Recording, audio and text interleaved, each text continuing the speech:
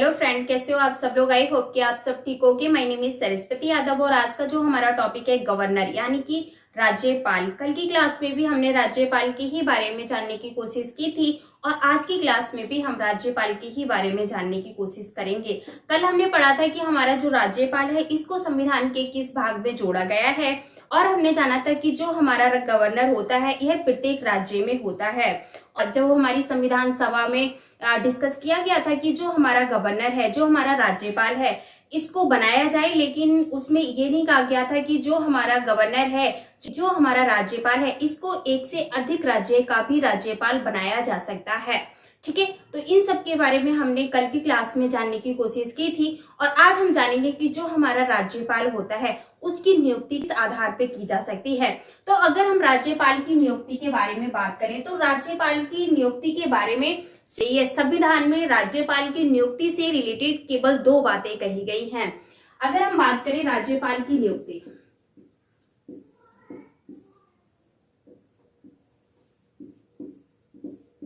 राज्यपाल की नियुक्ति, अगर हम राज्यपाल की नियुक्ति के बारे में बात करें तो जो हमारा संविधान है इसमें दो प्रकार से राज्यपाल की नियुक्ति के बारे में बात कही गई है। एक तो सबसे पहले कहा गया है कि वह भारत का नागरिक होना चाहिए।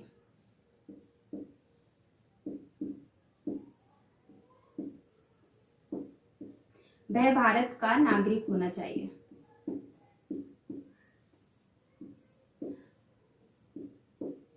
वह भारत का नागरिक होना चाहिए।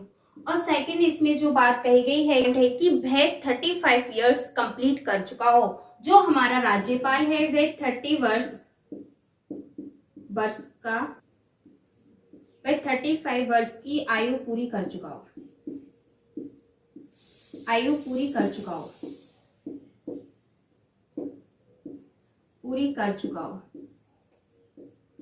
जो हमारा गवर्नर बनेगा वह पहले तो उसकी जो शर्त है, उसकी नियुक्ति करने का जो प्रावधान है कि वह भारत का नागरिक होना चाहिए। सेकंड है कि अगर आप राज्यपाल बनना चाहते हो तो आपको 35 इयर्स कंप्लीट हो चुके हो तब आप राज्यपाल बन सकते हो या राज्यपाल बनने के योग्य हो। इसमें एक परंपरागत बात कही गई है कि जो हमारा राज्यपाल होगा, जिस राज्य का वह व्यक्ति है, उस राज्य का उसको राज्यपाल नहीं बनाया जा सकता है। परंपरागत में कहा गया है कि जिस राज्य में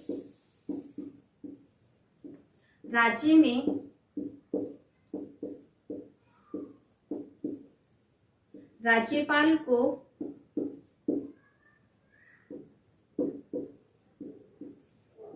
नियुक्त किया गया है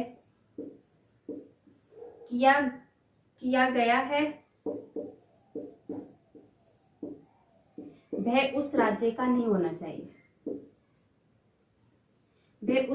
का नहीं होना चाहिए।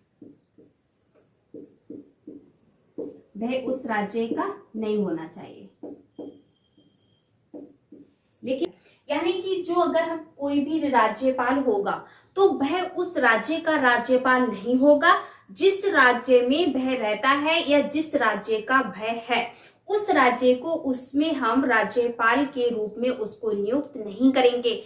इसीलिए उसको अदर स्टेट का गवर्नर चुना जाता है या नियुक्त किया जाता है जिससे कि वह हर व्यक्ति के लिए समान रूप से कार्य कर सके। अगर हम यहाँ से क्वेश्चन की बात करें तो मोस्टली जो यहाँ से क्वेश्चन बनता है वह ये बनता है कि जो हमारे राज्यपाल होता है इसकी आयु कितनी होती है। राज्यपाल बनने की 35 इयर्स जो हमारी एज निर्धारित की गई है वह 35 इयर्स कंप्लीट की गई है। और एक very very most important question बनता है कि जो हमारा राज्यपाल होता है इसको परंपरागत रूप से कितने प्रकार से राज्यपाल की नियुक्ति के बारे में बात कही गई है। परंपरागत नियुक्ति के बारे में बात करें तो इसमें कहा गया है कि जो हमारा राज्यपाल होता है वह उस स्टेट का नहीं हो सकता जिस स्टेट में उसको नियुक्त किया जा रहा है।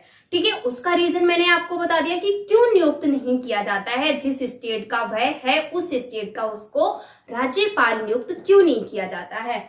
और एक very very most important question बनता है कि जो हमारा राज्यपाल होता है इसकी नियुक्ति के आधार पर संविधान में कितने प्रकार के प्रावधान रखे गए हैं। अगर हम बात करें राज्यपाल की नियुक्ति से संबंधित संविधान में कितने प्रकार के प्रावधान रखे गए हैं, तो इसमें सिर्फ 2 प्रकार के प्रावधान रखे गए हैं।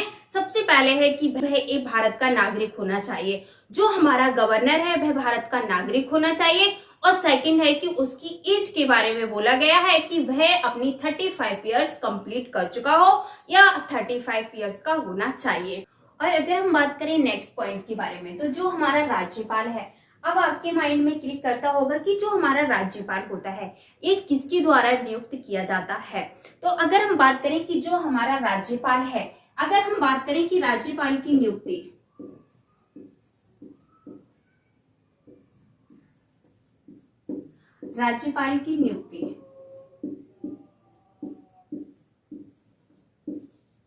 अगर हम बात करें कि जो हमारा राज्यपाल की नियुक्ति, अगर हम राज्यपाल की नियुक्ति के बारे में बात करें तो राज्यपाल की नियुक्ति राष्ट्रपति के द्वारा की जाती है। लेकिन की तो राष्ट्रपति के द्वारा जाती है, लेकिन इसमें जो हमारी मंत्री परिषद होती है इसकी भी सहमति होना आवश्यक है। तो जो हमारे राज्यपाल है इसकी नियुक्ति किसके द्वारा की जाती है, तो इसकी नियुक्ति राष्ट्रपति के द्वारा की जाती है। इसकी नियुक्ति किसके द्वारा की जाती है, तो इसकी नियुक्ति राष्ट्रपति के द्वारा की जाती है। और एक इसमें very very most important point है कि जो हमारा राज्यपाल है, जो हमारी राज्यपाल की व्यवस्था है, इसको किस देश के संविधान से ली गई है। तो अगर हम बात करें कि जो हमारा राज्यपाल है यानी कि जो हमारा गवर्नर है, इसको हमने किस देश के संविधान से लिया है, तो इसको हमने कनाडा के संविधान से लिया है। कनाडा के संविधान से लिया है। कनाडा के संविधान से लिया है। जो हमारा राज्यपाल है ये व्यवस्था हमने कहां से ली है, तो ये व्यवस्था हमने कनाडा के संविधान से ली है। कनाडा के संविधान से ली है। आर्टिकल 153 में कहा गया है कि हर राज्य में या राज्य का राज्यपाल होगा। तो आर्टिकल 53 में कहा गया है कि राज्य का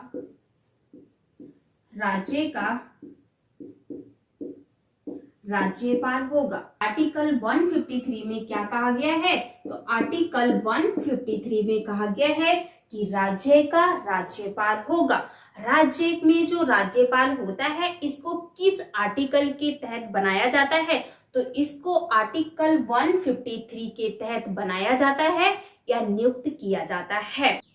और अगर हम नेक्स्ट आर्टिकल की बात करें कि आर्टिकल जो हमारा 154 है इसमें क्या कहा गया है, तो आर्टिकल 154 में कहा गया है कि जो हमारी राज्य की कार्यपालिका की जो शक्तियां होती हैं वह राज्यपाल में होती हैं।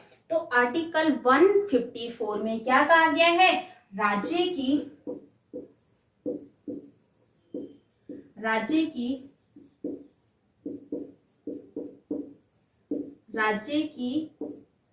कार्यपालिका शक्तियां राज्यपाल में होती हैं।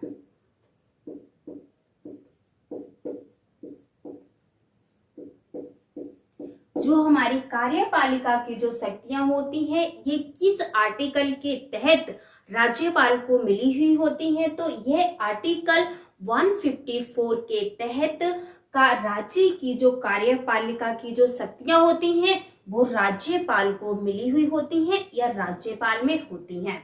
और यहाँ से नेक्स्ट जो हमारा क्वेश्चन बनता है कि जो हमारा राज्यपाल है इसको किस आर्टिकल के तहत बनाया जाता है या किस आर्टिकल के तहत इसको नियुक्त किया जाता है, तो इसको आर्टिकल 153 के तहत राज्यपाल को नियुक्त किया जाता है या राज्य का राज्यपाल बनाया जाता है। और यहाँ से एक वेरी वेरी मोस्ट इंपोर्टेंट एक और क्वेश्चन बनता है कि जो हमारा राज्यपाल की जो हमारी व्यवस्था है ये किस देश के संविधान से ली गई है, को कनाडा के संविधान से लिया गया है या कनाडा के संविधान से ली गई है। और एक वेरी वेरी मोस्ट इंपोर्टेंट एक और क्वेश्चन बनता है यहाँ से कि जो हमारा राज्यपाल होता है ये किसकी सलाह पर नियुक्त किया जाता है या किसकी सहमति होना अनिवार्य होती है। तो इसमें मंत्री परिषद जो हमारी होती है उसकी सलाह की सहमति होना आवश्यक है। लेकिन इसको नियुक्त किसके द्वारा किया जाता है, तो इसको नियुक्त राष्ट्रपति के द्वारा किया जाता है। आई होप कि आपको जो हमारे ये पॉइंट थे ये आपको समझ में आ गए होंगे। और अगर हम नेक्स्ट पॉइंट की बात करें कि जो हमारा राज्यपाल होता है, आपने ये तो देख लिया कि इसको नियुक्त तो राष्ट्रपति के द्वारा किया जाता है, लेकिन जो हमारा राज्यपाल होता है इसको शपथ कौन दिलाता है या शपथ किसके द्वारा दिलाई जाती है। तो जो हमारा राज्यपाल होता है इसको शपथ उच्च न्यायालय के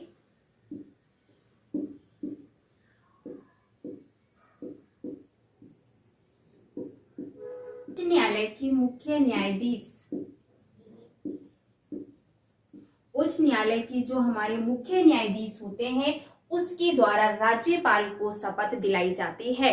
तो राज्यपाल को शपथ कौन दिलाता है, राज्यपाल को शपथ हमारे जो उच्च न्यायालय के जो मुख्य न्यायाधीश होते हैं वह राज्यपाल को शपथ दिलाते हैं या उच्च न्यायालय के मुख्य न्यायाधीशों के द्वारा राज्यपाल को या गवर्नर को शपथ दिलाई जाती है। और एक very very most important point है कि जो अगर राज्यपाल की मृत्यु हो जाती है या वह अपना त्याग पत्र दे देता है तो जो हमारा राज्यपाल का पद होता है इस पद पर कौन कार्य करेगा, इस पद पर कौन कार्य करेगा। तो अगर हम बात करें कि राज्यपाल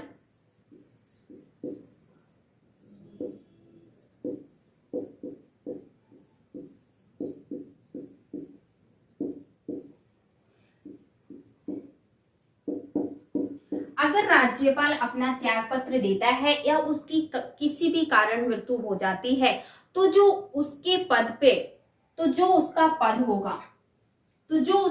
होगा उस पे कौन कार्य करेगा। तो अगर राज्यपाल की मृत्यु हो जाती है या अपना वो त्याग पत्र दे देता है तो उच्च न्यायालय के मुख्य न्यायाधीश इस पद पर कार्य करेंगे, राज्यपाल के पद पर कार्य करेंगे। तो अगर राज्यपाल अपना त्याग पत्र दे देता है या किसी कारण उसकी मृत्यु हो जाती है तो जो राज्यपाल का पद है उस पद पर कौन कार्य करेगा, तो उसके पद पर कार्य करेंगे उच्च न्यायालय के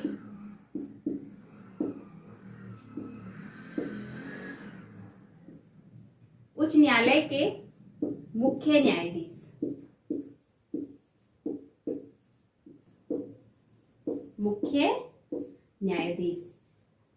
तो मुख्य न्यायाधीश ही राज्यपाल को शपथ दिलाते हैं और मुख्य न्यायाधीश ही राज्यपाल की अनुपस्थिति में राज्यपाल के पद पर मुख्य न्यायाधीश ही राज्यपाल के पद पर कार्य करेंगे। यहाँ से very very most important question बनता है कि जो हमारा राज्यपाल है अपना त्याग पत्र दे देता है या उसकी मृत्यु हो जाती है तो राज्यपाल के पद पर कौन कार्य करता है। ऑप्शन में देगा उच्चतम न्यायालय के न्यायाधीश या उच्च न्यायालय के मुख्य न्यायाधीश या फिर राष्ट्रपति करेगा या फिर उपराष्ट्रपति राज्यपाल के पद पर कार्य करेगा। तो राज्यपाल के पद पर कार्य कौन करेगा, तो राज्यपाल के पद पर कार्य मुख्य न्यायाधीश राज्यपाल के पद पर कार्य करेंगे। आई होप कि आपको ये समझ में आ गया होगा। अब हम अगर नेक्स्ट पॉइंट की बात करें कि जो हमारा राज्यपाल होता है इसको एक शक्ति प्राप्त होती है अध्यादेश जारी करने की शक्ति। जो हमारा राज्यपाल को अध्यादेश जारी करने की जो शक्ति प्राप्त होती है यह उसको किस आर्टिकल के तहत प्राप्त होती है। जो हमारा आर्टिकल 213 है इसमें राज्यपाल को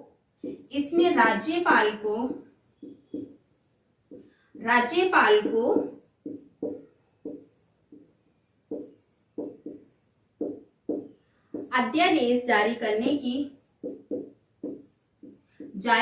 की शक्ति प्राप्त है। जो हमारा राज्यपाल होता है इसको अध्यादेश जारी करने की शक्ति किस आर्टिकल के तहत मिली हुई है या किस आर्टिकल के तहत प्राप्त है, तो आर्टिकल 213 के तहत राज्यपाल राज्यपाल को अध्यादेश जारी करने की शक्ति प्राप्त है या शक्ति मिली हुई है। तो आई होप कि आपको जो हमारे राज्यपाल से कुछ इम्पोर्टेंट क्वेश्चन थे ये आपको समझ में आ गए होंगे। अब हम इसके आगे जो क्लास करेंगे उसमें देखेंगे कि जो हमारा राज्यपाल होता है, जो हमारा राष्ट्रपति होता है, राष्ट्रपति और राज्यपाल के बारे में हम जानेंगे। अगर आप किसी अच्छे कॉम्पिटिटिव एग्जाम्स की प्रिपरेशन कर रहे हो तो आपको ये चीज पता होनी चाहिए कि राज्यपाल और राष्ट्रपति में क्या क्या अंतर होता है, क्योंकि जो इक्वल बात कही गई है वह राज्यपाल और राष्ट्रपति से ही रिलेटेड कुछ ऐसी शक्तियां हैं या कुछ ऐसी पावर हैं जो राज्यपाल को मिली हुई है। तो हम अच्छे से उनमें अंतर देखेंगे राज्यपाल और राष्ट्रपति में। तो आई होप कि आज की जो हमारी क्लास है वो आपको अच्छी लगी होगी और मिलते हैं अगली क्लास में। तब तक के लिए bye bye, take care, thank you so much.